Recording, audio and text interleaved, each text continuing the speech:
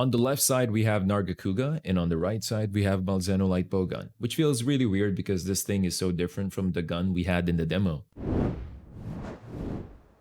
Both these sets are no talisman builds, these are late game builds. I don't want to say end game just yet because as I was making the set, I could have gotten one level of ballistics on one of these sets for comfort, but I guess majority are not in that specific MR yet. If both these guns get buffed with fanning maneuver, yes, both of them actually get up to 40 plus per tick on the training dummy. So the question is, what gun would you actually go for? Let's discuss the Nargacuga Lightbowgun first. High affinity, but pretty crappy raw. But high affinity. I have to put stress on that because it's a whopping 40%. This set you are seeing is using the Shagaru Magala set bonus called Bloodlust. I haven't really looked into how much attack, evasion, or stamina buff we get from it, and I'll further discuss that later in the video. But the thing you have to know about this is, it's an easy source of affinity. Having level 1 gives you 20% affinity once you recover from the status, and you easily recover from it anyway. I don't know about melee weapons, but for range weapons,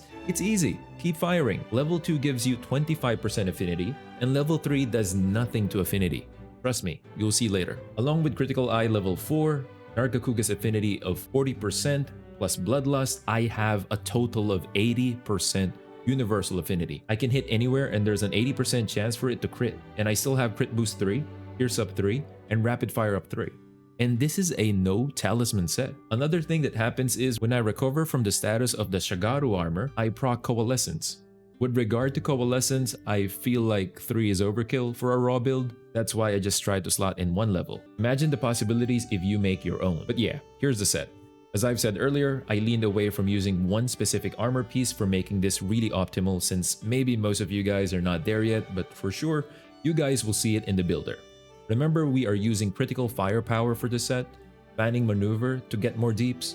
To increase damage output, you can either go for 3 more levels of Critical Eye for 100% affinity, or just try to see if your talisman can handle 4 levels of attack. That's good too. But if you can't achieve 4 levels of attack, just try to put more Critical Eye. For more comfort, put Evade Extender 2, not 3. Don't be a lunatic. 1 ballistics would also make maintaining critical distance really comfy. You can also put 1 level of steadiness if the deviation bothers you when you eat for temper. Good damage uptime, good dodges, 80% crit everywhere.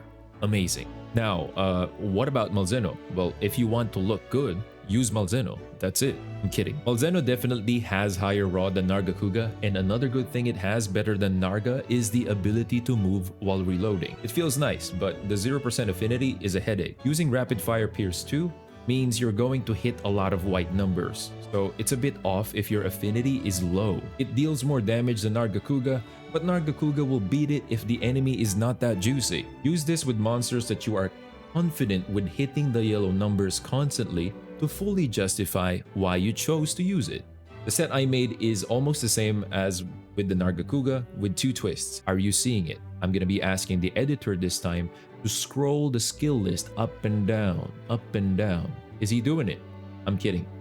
I can't afford an editor. Anyway, there's no tune-up. We will still be rocking critical firepower with this gun, but there's no tune-up. The gun can handle it, which is pretty cool. The other twist is the decrease in the critical boost. It is now just 1, and I made Critical Eye level 5. This is to somewhat counteract our damage loss if we do hit a non-juicy hit zone. And besides, this is a no talisman set, so maybe your talisman can do something about it. On a white zone, your affinity is 48%, that is accounting the 3% coming from Agitator level 1. On a yellow zone, it's a whopping 98%. Juicy. When you bring a cat with Power Drum, you will have 78% affinity on the whole monster. Nice. If I am to put a talisman here, I will try to push for more critical boost. You'll get more DPS increase if you increase critical boost to level 2 or 3. If you want comfort, Evade Extender 2 is enough. Again, not 3, don't be a maniac. 1 level of ballistics if you can still fit it in, and also 1 steadiness will come in handy for the people that don't like bullets that don't go straight. As I've said earlier, I refrained from using 1 far endgame piece to make this set. This set can be a bit better. I leave that up to you how to figure that out. Remember what I said earlier about Bloodlust, about not really caring about the attack and other bonuses it gives you when you are inflicted by it? Here is why. When you are affected by it, you see a purple bar. See how fast the purple bar disappears. It disappears in one clip, plus a bullet or two. It's gone. That's why you won't see me putting Resuscitate here, because it will just vanish. I just stick to Coalescence, but just one level only since this is a raw build. Maybe I'll consider it more if I was making an elemental build. And also, observe.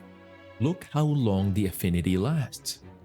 When it goes away, the purple bar appears again, and you just get rid of it with a clip or a bullet or two.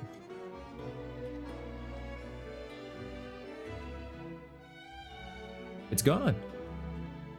That's why level 3 Bloodlust doesn't matter for me. The duration of the affinity is enough at level 1. And if you are gonna get Bloodlust from level 1 to level 2, you're just gonna get an increase of 5% in the affinity. So why even bother? That's all. Try to incorporate the Shagaru set in your builds. It's easy affinity, guys. That's the end of the video. Thank you so much for watching. The likes, the comments, the interaction. Truly appreciate it. I'll see you guys in the next one.